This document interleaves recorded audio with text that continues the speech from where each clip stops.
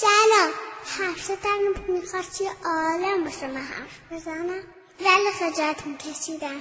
شما فکر میدم شما خیلی کار دارید، ولی مامان میگن شما همیشه حرف همه بچه ها راحت بزرگترها رو هر جا که باشن هر چقدر که حرف داشته باشن میشنوی.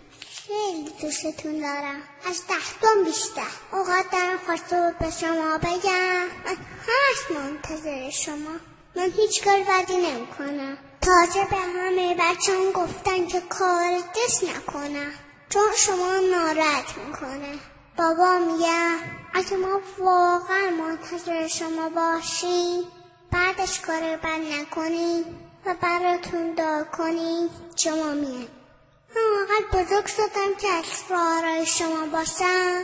بابا میگه اگه حداثت به کارات باشه و کار بدی نکنی تو مردمون رو ناراحت نکنی و ایشون رو بیشتر بشناسی خودش یاری به شماست. من شبا که بیدار میشم تا شب همش دعا میکنم براتون پشت نمیای. راستی خیلی دوستتون دارم.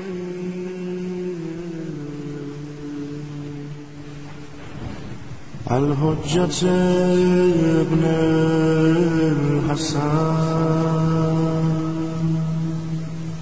صلواتك على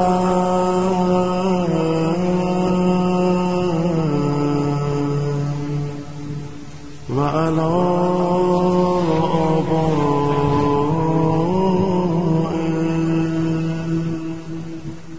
في هذه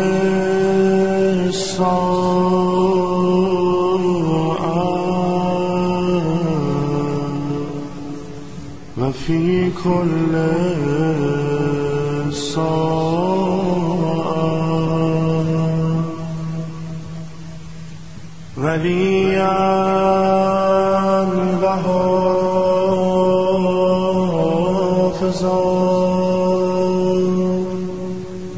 وقائدا